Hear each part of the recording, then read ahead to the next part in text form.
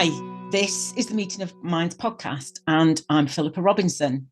Today's guest is Jen Corcoran. Have I said that right, Jen? You have. It's one of those tricky surnames, but you got it right. Lovely. Phew. Jen Corcoran. She's known as the Super Connector, and she helps introverted, empathic, and highly sensitive female coaches, consultants, and solopreneurs attract more and better clients on LinkedIn organically.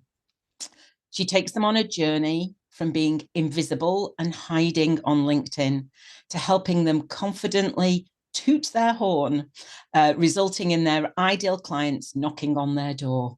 Sounds amazing.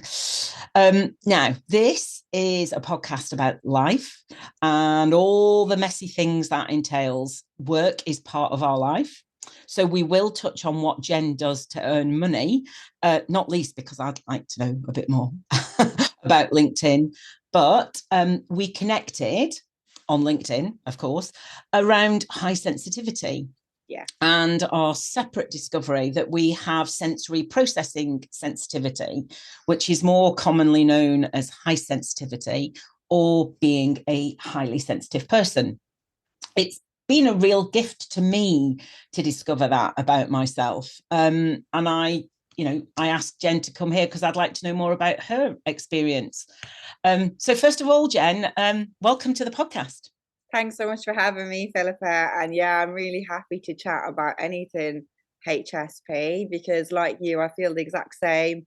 I only discovered I was one about 2 years ago, so like a 46, 47, and it was literally eye-opening, lots of light bulbs going on, and just made sense of my whole life. So I'm really happy to spread the word, especially I think in the UK and Ireland, it's not a term that's known. A lot of people have no clue what HSP means. I know it's more recognized in the States. So I think, yeah, the more we can spotlight the amazing sensitives out there, the better. Yeah, I couldn't agree with you more. And like you, I only really discovered that I was an HSP about 2.5 years ago. So I was 51 then. So and like you, it just sort of made sense of a lot of things for me. So I hope this is not too big a question, but what does it? Because HSP is like, you know, on a scale, like all of these things are, and it's an innate trait. It's not something that happens to us because of trauma or because of other external factors. It's in us from the beginning. But a lot of us don't know about HSP, and a lot of us perhaps, you know, I want to do these, I'm doing more episodes about HSP because I want to raise awareness because it's been life-changing for me. Yeah. So which bit of being an HSP really resonates with you? Yeah, I mean, I always knew I was sensitive, but I didn't know I was highly sensitive. And my family knew I was sensitive and used to say, "Oh, that's Jennifer, she's sensitive." And I always felt like it was a weakness, you know, when I was young. And I always felt a bit of an oddball within my family. And I think my mother is a HSP. She was the only one in my family who was one like me, but she had mental health problems. So then I associated being highly sensitive with mental health problems. Yeah. So my siblings, a bit sensitive, but definitely not highly sensitive. And my dad, not highly sensitive. So I always felt a bit different. And then I kind of attributed it to being an introvert. And I was like, oh, well, I'm an introvert. They're extroverts. And then I think as I got through life, then I learned about, you know, empaths. And it was like, oh, I'm an empath. I feel things more than other people. And then when I learned about HSPs and about how it literally physically affects your nervous system, I was like, oh, bingo. This is why I feel things so deeply, because my actual physical body feels things differently. And my husband, Mike, is always joking to me, like for years, saying, stop body scanning. You're always body scanning. But I'm very in tune with my body. So I know when I'm sick or something's off. And then, you know, it's been a total light bulb because my husband, I've made him do the test and he's on the cusp, but he wants to be a HSP, but he's just sensitive. I'm like, I'm sorry, you're not quite there. So I'm like, I feel things differently. And he's always saying things like, you don't need that coat today. It's really warm. And I'm cold. Like I feel it more. So I think it's been good even in terms of him accepting that I've got a different kind of a makeup to him physically. So for the nerves, it made a lot of sense because I'm always trying to calm my nerves, whether it's Pilates, massage, aromatherapy, and then kind of, connecting the dots and going, oh, that's why. I think it's because I'm, highly sensitive. So I think, yeah, just learning that I think 1 in 5 people, well, roughly 1 in 5 is HSP was mind blowing for me. I couldn't believe it. I got so excited. I was like, what? There's this many people like, nearly 20% in the world like me. Because I'd done all the personality tests and I've heard that a lot of HSPs get obsessed with personality tests, Myers-Briggs, DISC, astrology, everything, trying to make sense of who we are. And then when you learn about HSP, it kind of makes sense. And I had done Myers-Briggs and I'm an INFJ and they are like 1% of the population. So I kind of had stuck to that for years thinking, I am different. I'm 1 in 100. And then when I found out, oh my God, like 20% are potentially like me, I was really excited to go out and connect with my people. And that's how obviously we've connected on LinkedIn. Last year I was on a mission and I was looking up the hashtag HSP and then highly sensitive person and hashtag empath and reaching out and connecting to like minds. So for me, it's been mind blowing because I did feel like that oddball that was different. And my mind's constantly wearing from the minute I wake up to the minute I go to bed. My brain never switches off. So I used to think, oh, maybe I've got a bit of mental illness like my mom. So I'd never talk about that. Now I've realized all HSPs are like this. And I like the fact that my mind is constantly wearing is a great thing in relation to creativity and what I do as a consultant. It makes me an amazing consultant because I'm always thinking and I'm always like connecting the dots. So yeah, it's been a journey and yeah, it's blew my mind. And it's just, there's part of me, and I'm sure you feel the same, Philippa, that it's a bit like, shit, why couldn't I learn this when I was a teenager or I was 20? And I've been in groups of HSPs and you see people like 68, 70, and they're like, oh my God, I've just realized. And I just think, what a shame. But on the positive, at least we have realized and there is awareness. And I don't know about you, Philippa, if you I'm sure you have read the book by Dr. Elaine Aron, and she's got a video as well. And there was a video made, and there was a young teenager who knew she was a HSP, and her dad wasn't, but he learned all about it. And you could see in the video they were having a conversation, and I just thought, oh my God, how lucky is that girl? Her parents know exactly who she is. She doesn't have to put on any mask. She doesn't have to pretend to be an extrovert or go along with a different kind of norm. And she's going to have a life where she can just lean into who she is and fully accept, rather than us finding out like towards the end. But at least we found out. Or not towards the end, in the middle, maybe. Yes, in the middle, exactly. I know we're more, well, I certainly am more than halfway, but I'm still having to accept that. So yeah, I like this new sort of middle part. So we're going into our what some people call second spring or the third part of our life or whatever we want to call it. But yeah, we're going in with this new information that really informs who we really are. Yeah. And like you touched on so many things there. I must remember what I want to come back to, but I think like you, my story is not that dissimilar in that I grew up feeling like the odd one out. And my mum is not here anymore, but I suspect that she may well have been an HSP. But I think some of the things you've talked about are really making me think about, it can be a little bit overwhelming when you're feeling things so deeply and you're sensing things. So I was definitely a child that grew up in a house where there was lots of stuff going on that never got spoken about. And I knew it.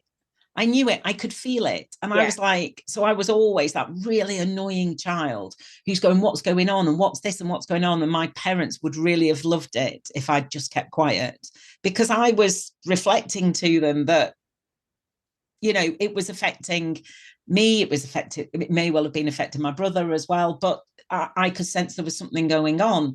And I kept getting told, oh no, it's not, it's nothing for you to be worried about, or there isn't anything going on. You're imagining it. Stop poking your nose in things that don't concern you. Classic 70s upbringing. Children seen and not heard. And yeah, definitely really felt the world was very confusing and unsafe, actually, was kind of my experience. But what it did for me, which I think is the opposite of what it did for my mum, and I think these are like the polar sort of extremes of what feeling highly sensitive but not knowing about it can do to you. It pushed me to be super productive, toxically productive, really, achieve, people pleasing, high achiever, but at a cost. To me personally, I went that way. My mum was an alcoholic. So, and I'm not saying all alcoholics are HSPs, but it wouldn't surprise me if a lot of them are, because it's so overwhelming to live so deeply in our feelings and experience everything like really to a more heightened state than other people are doing, that it can be hard. And I think she decided to shut off, and I shut off. I mean, equally mine was an addiction, and I shut myself off, but on the face of it looked like she wasn't coping and I was coping. I had a thoroughly acceptable addiction, which was to people please and achieve and do all those things, and she had a thoroughly unacceptable one. So yeah, I mean, the more we can do to get raise awareness, hopefully we can help certainly younger people and people, even our age, who are thinking, oh God, maybe that's me. Understand that actually it's something very special about us. Definitely. I think it was mind blowing for me when I realized, after reading Dr. Elaine Aron's book, that people couldn't pick up on things. When you walk into a room and we can sense where someone's had a fight or there's some atmosphere, whatever. And I could never get my head around why other people were like, can't you see that they just had a fight, or can't you pick up on it? And then I realized, oh my God, they actually can't detect that. And I just thought, it really is a superpower. Like, how I just thought, my God, how could you be so blinkered? But that's one of the amazing things about us, that we can pick up on just energy in the room. Exactly. So I suppose I used to get frustrated with people. So I have a greater acceptance of non-HSPs.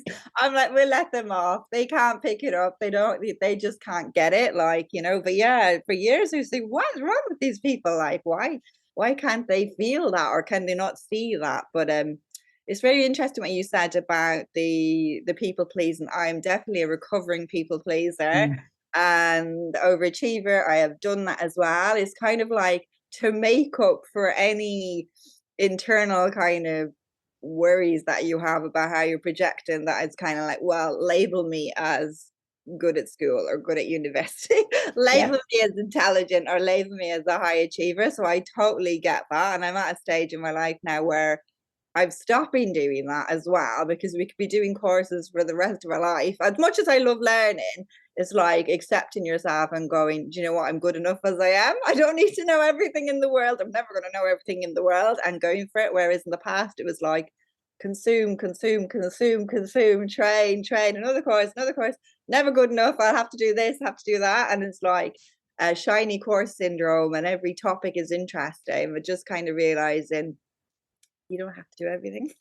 And that's only a later life. So definitely was a people pleaser as well, because I suppose you have that kind of voice in your head niggling, like, I'm not good enough, or I'm different, what's wrong with me? So I'll be this kind of a person. So definitely the older I get, I'm doing less people pleasing and being firm with my boundaries. And it's funny because initially it always feels mean, and then other people are like, it's not mean, you're just having a boundary, and I'm not used to it. So it's like something I'm constantly working on, and it's making me a lot happier. And just realizing I need to have that downtime. It's not a luxury. It is essential to have a massage or unplug and not see people, and just say, do you know what?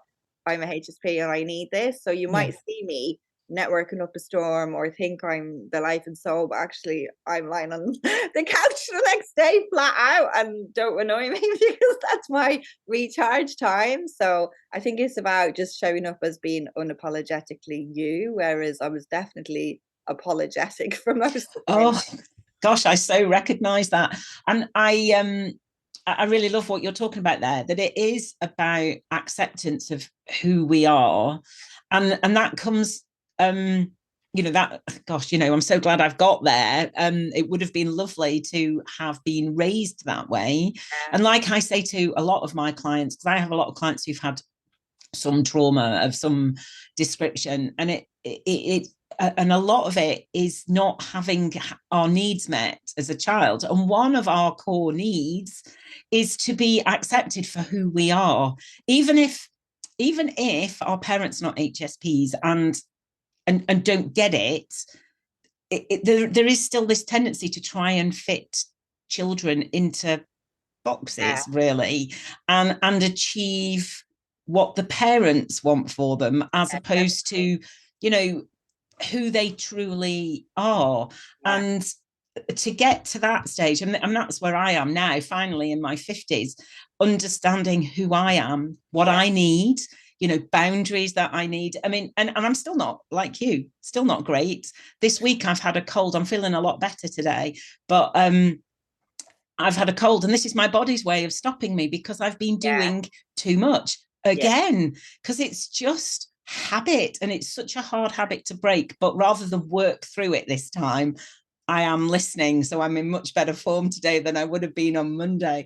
And it is learning to listen. And oh gosh, there's so much that in this conversation, it's like keeping, where to go with it. But listening to our bodies and giving us what we need is really core for us as HSPs, because we're taking in about so much more data mhm, from than other non-HSPs are, that we're processing it so much more. That's why we get easily tired.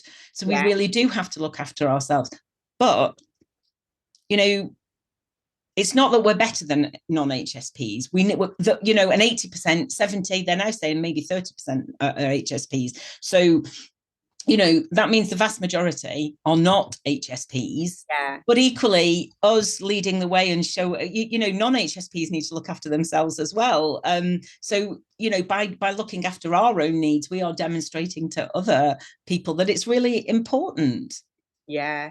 And I've learned like I need to look after myself even more than before. Like Yes. I used to, when I was an employee in corporate, I'd probably treat myself to a massage like once every 2 months. And then when I started in business, I was like, I'll do it once a month. And then the first year in business, I didn't know what I was doing. So you're not really getting the income that you want. So it was like, oh no, it's a luxury. I'm not going to have the massage. And now I'm having, so I'm 5.5 years in, I'm having massages twice a month. And I'm like, I'm not going to feel guilty about it because Yeah. I need it. So one of them is like a full body and one is a head. Yeah. So it's for that wearing head. And honestly, I need, and even one of my coaches said, up it to two and don't feel guilty about it. You need it. And it was like, I was kind of like, I needed that permission to go, you Yes. know what? I'm going to look after myself and I'm not going to feel bad because, and it makes such a difference. That head massage alone, like, Yeah. my God, just brightens up my head and actually makes me better at doing my job and better at just everything. So yeah, Yes.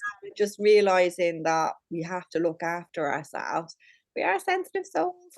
We are, and you said earlier about sensitivity can be seen as a weakness sometimes. Oh, like I think you said, oh, Jen, she's really sensitive. Yeah, And I used to get the at home. I never got really called set. I didn't understand at all that I was sensitive.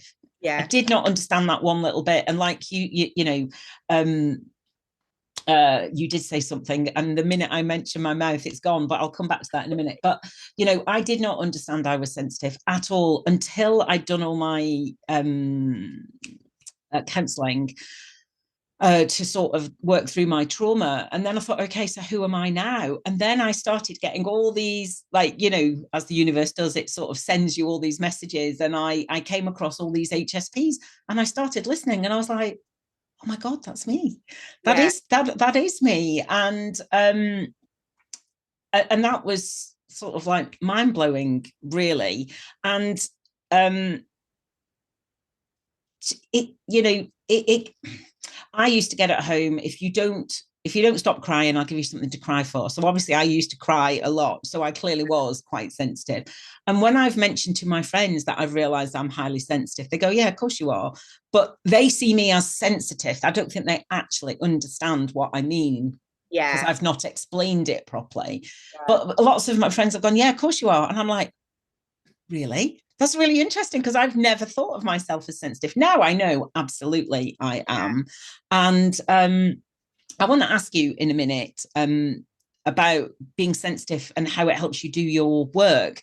But Yeah. just before we go on there, you've also mentioned being introvert. And I think anybody listening to this will go, neither. So I'm an introvert as well. Yeah. But I don't think anybody in the old way that we used to think of introversion, I don't think anybody would think that we are introverts. I mean, Yeah. we're here, we're talking, we're putting ourselves out there. You know, Yeah. of course we're not introverts, but actually, you know, the more modern way of looking at whether you're an introvert or extrovert is how you recharge.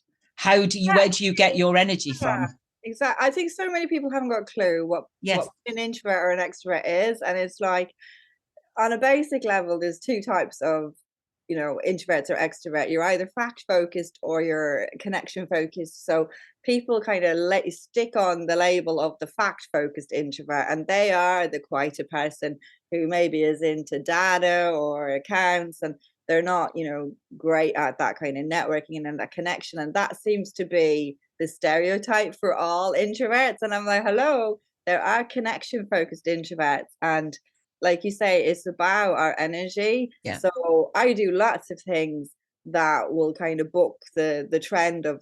I'm constantly being told. Even my dad, listen to this, Philippa.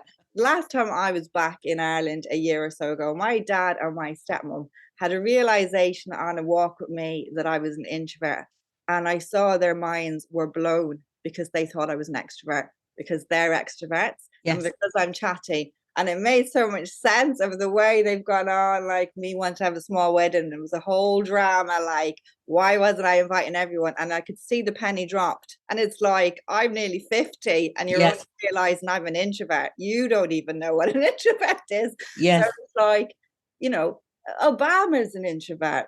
Oprah Winfrey's an introvert.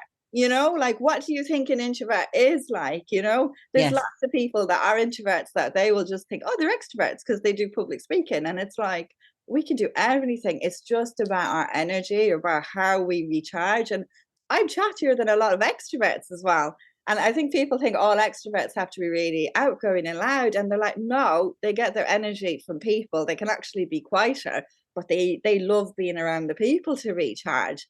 And and I've met people and presumed they were introverts, and then they're like, "No, I'm an extrovert." But it's like there's totally this misunderstanding of whether it means being loud or quiet, and it's nothing to do with that. It's all about the energy, isn't it? It is. It is. And us introverts, like we can be out there and doing it Yeah. and doing all the peopling stuff, but then we need to come back and be by ourselves Yeah. to recharge. Absolutely. And that's what my week's been. This week has been largely me on my own. Well, until the kids come home from Yeah. school and my husband comes out, but largely being on my own. And it's been bliss. I mean, it's not been bliss to not feel very well, but it's been bliss because I've been doing a bit too much peopling.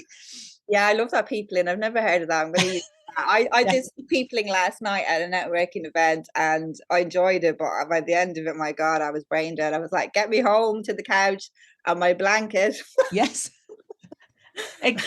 Exactly. And, you know, none of it's right or wrong. It's Yeah. just the way we are. And it is just embracing who we are and what we need to help us like bring our I was going to say bring our best selves. We don't always have to bring our best selves out, but you know, what do we need to help us, you know, be in the world and have the best time that we can have? Yeah. because Yeah. that's what life's about, really. I mean, I do think that the other thing, the realization I've had, that life is not about high achieving. And I used to be a lawyer, and I used to well, I don't know what I used to think about that. Actually, it was more a survival strategy than anything else. But I suppose on the face of it, I'd done well. Yeah. And it's not about those things. It's about, for me anyway, it's about joy. It's Yeah. about actually, what is life like? What am I experiencing on a day-to-day basis? And if I am too stressed and too busy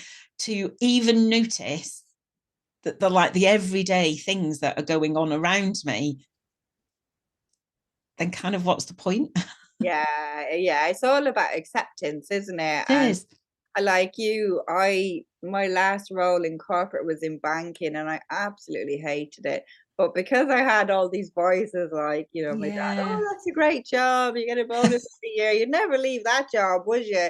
And so I always had that in the back of my head. And I was thinking, I don't really even like these people. I'm on a different wavelength to these. They were all like profit over people. And it was Yes. I started on a maternity cover role and I ended up there 11 years. And I was like, it took my back going and having to have back surgery for me to say, you can stick your bonus up your ass because you're Yeah. not my people. Even the day of like being wheeled down to the operation, Philip, they were messaging me, Blackberry, where's that? And I was like, that's it. That is it. Time out. I'm And I up do with it. think that's happens, doesn't it? That we get a wake up call. Yeah. Yours was your back going and having back surgery. Mine was you losing a lot of sight in my eye that I did eventually get back, but I was told at the time it was permanent. And, something happens that makes us go, if that is it, like, what do we want out of life? And we start to make changes.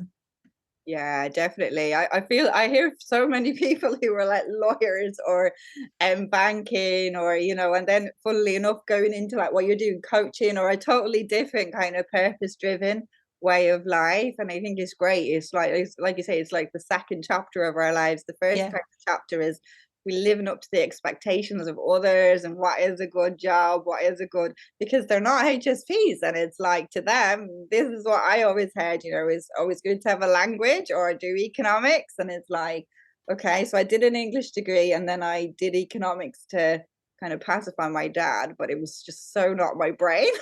So I dropped that in my second year. And I think I even chose subjects to appease my parents. Like I did like English, but I chose English, French, and economics. So the French was for my dad as a language. The economics was for my dad. It's business. But if I had have done my choice, it would have been like English, psychology, sociology. And I'm kind of becoming that person now in later Yeah. life, kind of going, do you know what? Saw the French degree. Nothing Yeah. wrong with French, but it's not me. Like I'd much rather be exploring like human behavior and human nature. Yeah. Yeah. And that's so interesting because I mean, I did maths and further maths and economics. I bombed at economics, absolutely bombed at it, but I was really good at maths. I found Right. it quite easy. But I did that because I was flattered into that by the teachers. My parents weren't involved in the decision at all. They couldn't have given us stuff. But um not in a they'd let me do what I wanted. They literally were not interested. But the teachers flattered me into doing it, and I now know that it was good for their stats to have. There was two of us, two girls in the class of doing further maths, and you know, and it was a lot of maths, and it cut off some options. Really, I mean, I went off to do law, and it was fine. But I think if I had been encouraged to actually understand what my passion was, I probably would have done English because it's only in later life that I've come back to a love of writing.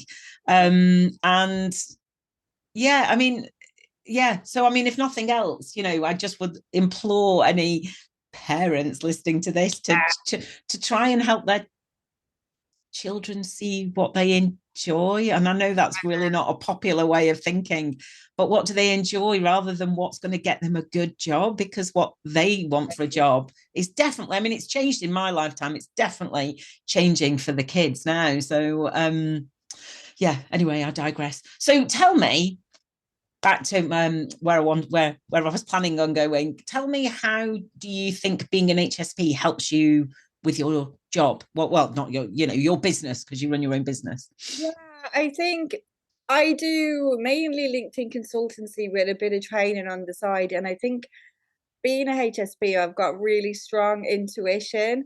And Mm. when I help my clients, whether it's with their profile or their content or the outreach, I have ideas that I can see have never dawned on them. And I'm really good at positioning, even if we just talk about a LinkedIn profile, I'm really good at that because I've learned over the course of my life to present a good front. So you don't judge me. So that I look like an expert because that gives me confidence and I don't want people second guessing me. And I imagine it's from a HSP thing. So I've always learned how to look good. So, like in corporate, I always had like an amazing CV. And then when I got onto LinkedIn, it was like, I'm going to have an amazing profile. What do I need to do? So I'm really good at positioning. And I'm really good at helping people to sell themselves in their profile because I think a lot of people, they start selling their skills like 6 paragraphs down, and I'm like, no, we need to lead with this. So I'm really good at like just making people shine. I love helping others to, do well. So I've always been someone who's been happy in the background, supporting others to like shine. Yeah. So I think it really helps in terms of just positioning, making them feel like an expert, feel that they look like an authority, and then take the next steps because I don't know about you, but there's a lot of noise out there with, saying, just do it, just do it. You have to just take the action and then you get the confidence. But I've never been like that. I have to feel like I look the part. I am the expert, and that gives me the confidence to take the action. So I think, yeah, just helping people build a solid foundation first with their profile. And then most of my clients are HSPs or empaths. They're attracted to a like mind, Yeah. and they get the confidence to start to make connections or do a bit of content or figure it out in their own way. So I very much help my clients to figure out what is your energy, what's gross for you, what feels good. So it's definitely not a one size fits all. So I try and pull out as much information about them, their business, and give them a plan that just really feels easy and flows, and it doesn't feel gross. It's not like going against their human design. It's like it feels like natural, and then it feels fun. So I think there's a lot of like non-HSPs kind of out there saying, just do this, just do that, post this time. And it's like, no, like we like to go a bit deeper.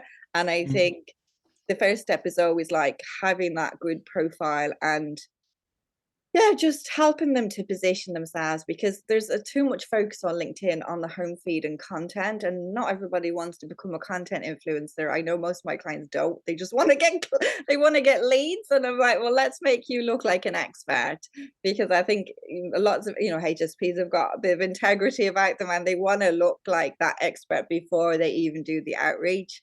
So I think, yeah, just even this a HSP brain, I'm always thinking about stuff for my clients and have you ever thought about this and that? And it's not necessarily LinkedIn stuff. They kind of get like one of my clients, Steph, I kind of gave her a whole business plan last week for what she could do with her business next year. And I've had clients say to me, and coaches say, you could be a business coach because the way my brain goes, I kind of give them a lot more than what they've originally come for, whether they want it or not. Yeah. So yeah, I think, and so I'm obviously you don't have to be an HSP to do what you do, but you will work very well for HSPs because you'll meet them on their where they're at. Yeah. Um, and you will be able, like you say, you're very intuitive. So you will, if they're just starting off and they need their hand holding more, or they want to, they're ready to take a step up and shine more, or they're ready to just go all guns blazing, or they're wanting a shift and or whatever, all of those things, you'll be able to sense, I should imagine, Yeah. which way to go for them. And that comes down to your intuition, so Yeah. you can help tease that out of them. I mean, non-HSPs might come and go, know more about, be able to put themselves out a bit more and go, right, this is what I want. And they'll go to maybe a non-HSP person to help them sort their LinkedIn profile. Obviously, they could come to you too. Of course they could. Yeah. But it's using all the information that you're getting from being in connection with that person that helps you work out where to take them. Yeah, I think there's a lot of hand holding because I get where Yes. they're coming from and I get the fear, I get the blocks, and they're just for me, I'll be honest, I didn't always like target HSPs because I didn't even know I was one. I was like, I always targeted empaths and I didn't always get them. And I kind of looked back at all my past clients and I was like, who are my favorite clients? And it was like the empaths, the feelers. They're just a joy to work with, and I just love helping them to get their brilliance out in the world because I think we're the people hiding, helping the non-HSPs to get the spotlight, and I think we deserve the spotlight. So I'm like Ooh. really passionate about, yeah, firing them up and saying the world needs to hear from you. You need to showcase your brilliance. So for me, it's twofold. It's about helping them to realize how amazing they are. And a lot of the time they don't realize it. And then, and they feel awkward when I initially do their profile. It's a bit like, oh, wow, it sounds a bit like braggy. And I'm like, no, own it because you are amazing. You are that person. And that's who I see. And you need to put that out there. And then it's kind of the other kind of mission of getting the awareness out there because I just think the more I've looked into it, I've become a real nerd on HSP. I just think in other times in history, in other centuries, we were like applauded, Yeah. like the Leonardos, Sartre, anyone like intelligent, they were like the consultants, the advisors of the world, like we were like revered. And then in the last like 100 years or so, it's become this like sensitivity is a weakness. And I think the world is run primarily by non-HSPs, and there's a lot of shit out there, and we There need is. to get more sensitive voices in the room. And I certainly want them on LinkedIn. I'm so bored of a non-HSP feed. Sorry, any non-HSPs listening, but it's like I want interesting conversations that go deep. I don't want superficial, shallow shit the whole time. That's boring to me. Like I want to hear from like therapists, healers, coaches, people who go deep, who've got something to say. So yeah, I totally get any of the blocks because I am that person a few years on. So I can, there's a lot more hand holding, but it's just it makes me feel good. And I like to think I make them feel good. And Yeah, I'm sure you do. yeah, whereas the non-HSPs I helped in the past, I didn't come away with that sense of satisfaction. It was all a bit, I don't know, it just didn't spark joy for me. It's like what you were saying about the joy. So yeah, I just think we need to get more sensitive voices out there. So, and so many HSPs have been hiding because they've thought it's a weakness or, oh, I'm a bit sensitive. And it's like you've got so much to offer Yeah. to the world. And we need to just get the voices out there. There needs to be more logic. I couldn't, do you know what, Jen? That is amazing. I totally agree with you. And actually, HSP is in something like 120 different animals in the species of animals. And like the HSP animals say in a, I'm probably going to say this wrong, like in a herd of antelope out on the plain, there will always be one that's on more high alert, or a few that are on more high alert, waiting, sensing the danger. And when they've sensed something, the message will go round and they'll be off. And that's the HSP. Yeah, they need us. Exactly. Exactly. And we need non-HSPs as well. Yes, But actually, let's celebrate the sensitivity. Let's understand that the sensitive people absolutely have a lot to give, instead of just sort of thinking, oh, they're a bit sensitive, let's, I don't know, treat them with kid gloves or something. No, that's not what it's about. It's about allowing our sensitivity to shine. Yeah, definitely. And I think, yeah, just knowing how to deal with HSPs, even in the workplace, because when I was in banking, I was probably the only introvert on my team, never mind sensitive person. They were all extroverts. So any team meeting, I didn't really get my voice out there. So I'd be the type of person who'd follow up after the meeting and send an email and or they'd ask a question in the meeting and I'd know the answer, but I'd be too shy to put it forward. And then 10 minutes later, somebody says it and they're like, amazing. And I'm thinking, I bloody thought of that. But I think if they knew how to deal with us and, I like a lot of upfront information. it relaxes me. So if they could give the agenda to people in advance, they would just get so much more out of them. They just need to know that we're all different and we're not all maybe good on the spot. Maybe some of us need a little bit of time to process, and we will come up Yeah. with something amazing after, so that maybe, Yes. come to us before or after, and just realize that we're not all going to have the confidence to just say it there and then in the room. But that doesn't mean we've got nothing to say, and that Exactly. even if we did have something to say, it's not worth listening to. It's Yeah. absolutely opposite. It's like, just give us a bit of time Yeah. and you're going to be blown away Yeah. probably by what we come up with. Yeah, it's really interesting that have you, and there is no answer to this, but have you purposely created a business that allows you to be an HSP, and but you didn't know you were an HSP when you started your No, business, it's so been that a journey. intuition in a way has guided you to a place now where you can be Yeah. your glorious HSP self and help other people be their glorious HSP self. It's really interesting because that's what I'm doing now, because being a lawyer was so constraining. And I just spent a lot of the time, I mean, I was a lawyer for 27 years and Wow. unhappy for quite a lot of it. I mean, not so unhappy because I'm not that much of a, masochist, but, yeah, just, I don't know. I just think it's really interesting how it all comes out. And when I was looking at your bio, two words that really jumped out to me were connection Yeah. and invisible, and that makes complete sense now, having during our conversation why those. I think also there's perhaps more to the invisible, and we'll just come to that in a moment. But you want people to be seen, Yeah. and you want to make connections with people. And do you think the invisible perhaps might have something to do with your childhood, and Definitely. perhaps not being seen because of what else was going on? Yeah, definitely. I think, well, obviously we'll all have different childhoods and different Yes. stories, but because my mum had like mental health issues, Yeah. it was like you say,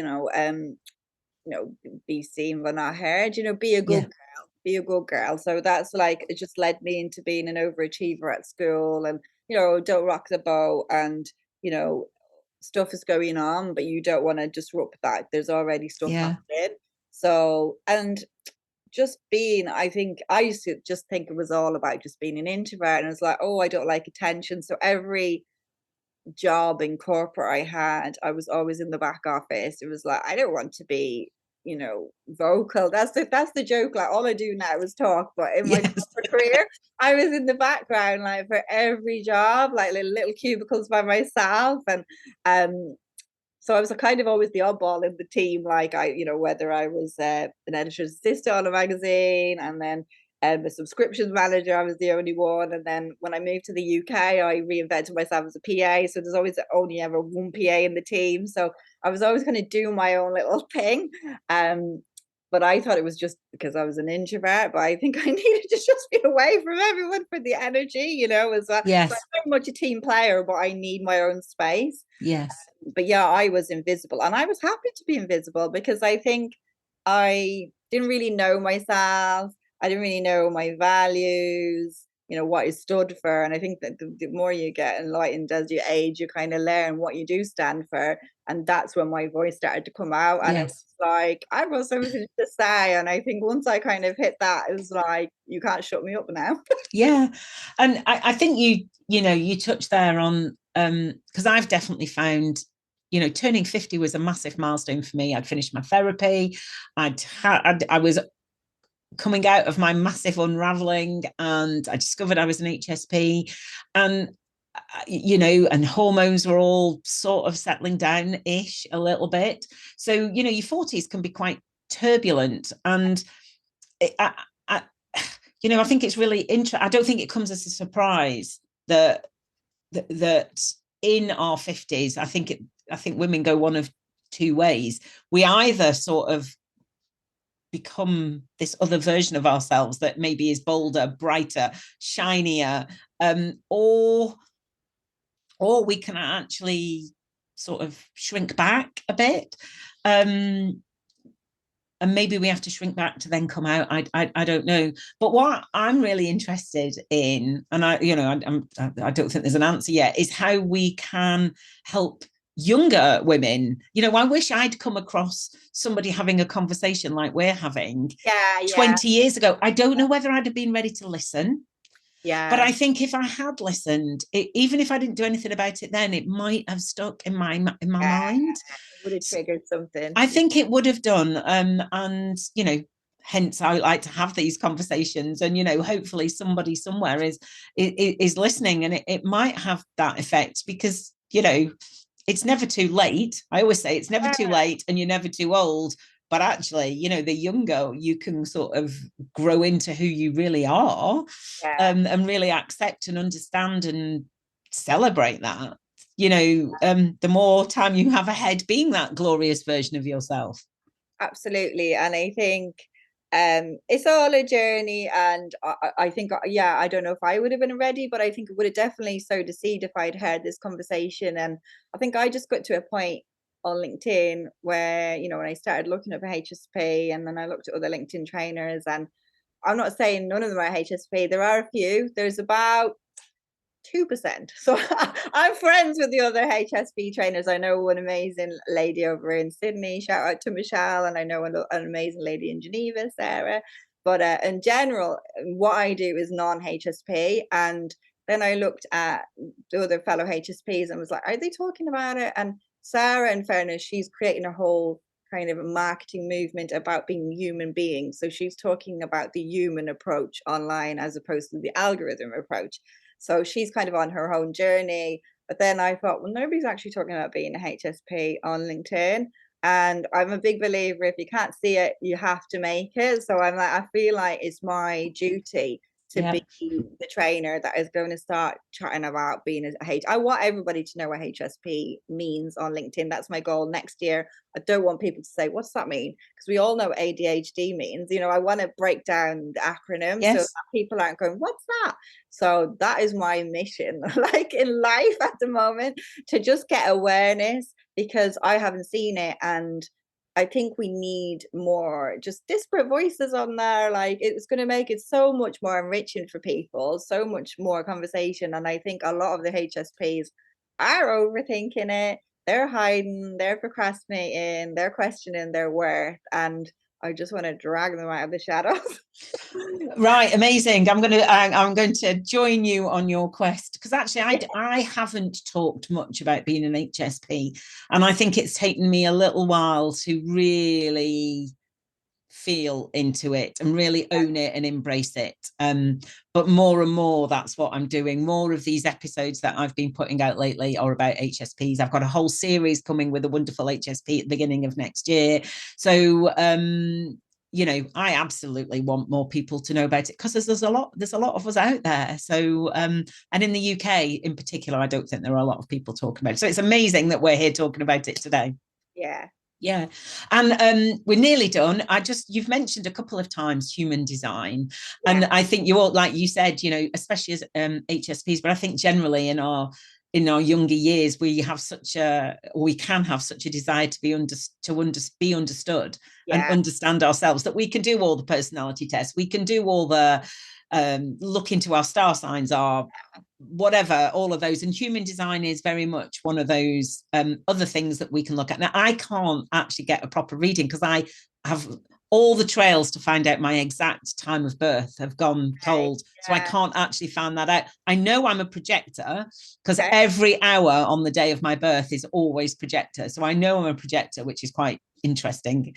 And it does sort of suit me to be a projector. So I put the invitation out and then have to wait, which is really frustrating for a doer like me. But you're a generator, aren't you? Yeah, yeah. Do you And know a lot about it, about human design? I got into it like a nerd. So I've been soaking it up, and I do mini readings now for my clients. So I don't profess to be like a human design expert, but I'm definitely a fan and enthusiast. So I do like mini readings in relation to how they feel to content and sending Yeah. DMs. So Interesting. whether it's like wait for the invitation, whether it's a just do it, where waiting to respond. So I've kind of gone into it that way. And yeah, like for me, again, it's all about the energy, isn't it, in your body? And it's really interesting to learn that I am a generator and what that means. And it's a bit like finding out with the HSP. It kind of Yeah. made so much sense because Yes.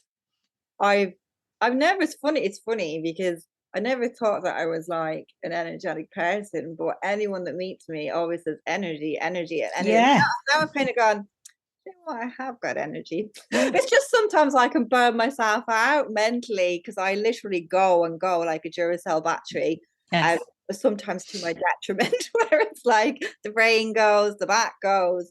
So it's been really interesting learning about like which areas are defined, which areas are open, and how to just look after myself better and Yeah.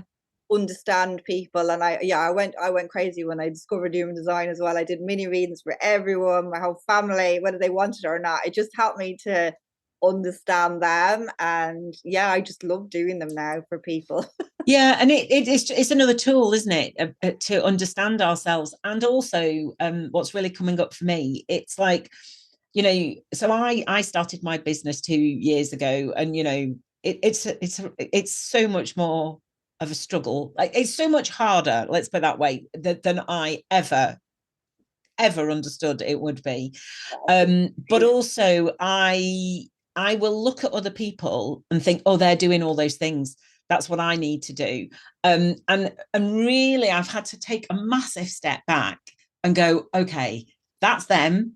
And Yeah, they're doing that, and that's great. But is that what I want to do? Is that what I enjoy? Does that work for me? Does my energy work around that? And it's really interesting. And I got like energy from you just from the initial like little interactions we had on LinkedIn, and that was last year before we reconnected again this year.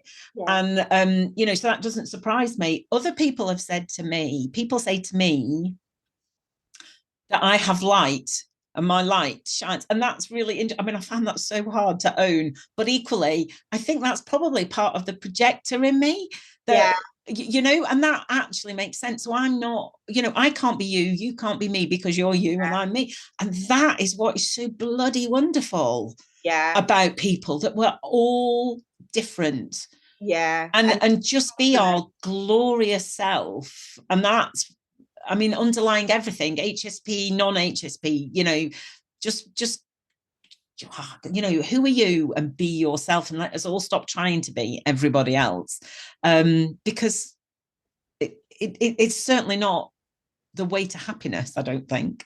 No, it's funny. And most of my coaches have been projectors, and it's yeah, you're a coach as well. Oh, how funny. Yeah, because I think projectors are great at coming in and seeing that top line and just having that overview. Whereas as a generator, I do all the things, like it's bloody exhausting. And I've got investigator in my profile, so I do all the research. And it's like, it's great. It makes me a good consultant, but sometimes you need a projector to come in and go, actually, you need to focus on this and this. Yeah. Interesting. And with this, we've all got a part to play, haven't we? Yeah. Yeah. Oh, I really love this conversation. I'm sure actually we could talk for hours, but I think maybe we'll start to draw it to a close. But one thing that I would like to ask you, because I ask everybody at the moment, because I'm really into joy, and what does joy mean to you, and what brings you joy? Yeah, I think joy for me is full self-acceptance, just leaning into who I am and being chill about it, and then spending time with people who light me up, like my husband and close friends, people that radiators, they give you that Yes. energy, not drainers.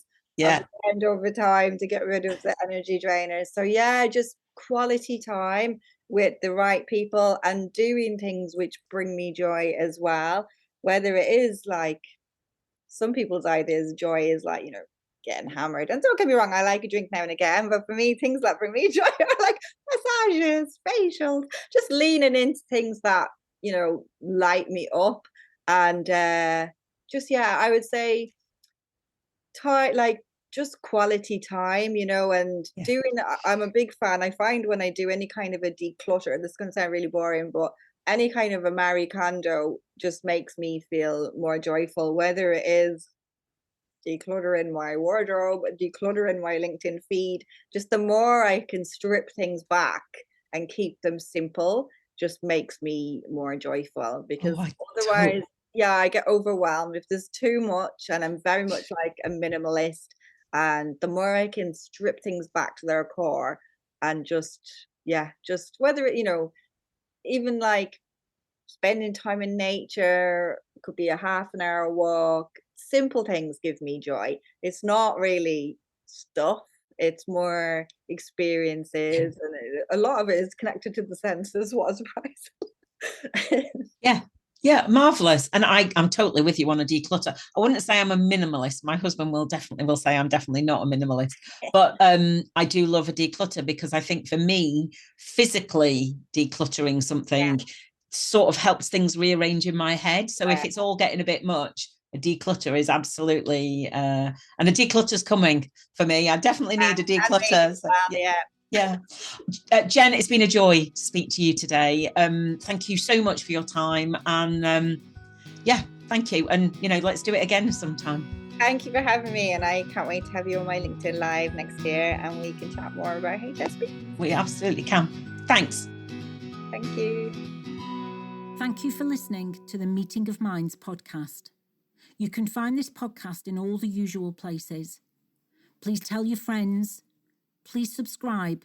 And if you have a moment, I'd be really grateful if you could rate and review, as it helps other people find us and helps me spread the messages of empowerment and positivity that I'm really passionate about.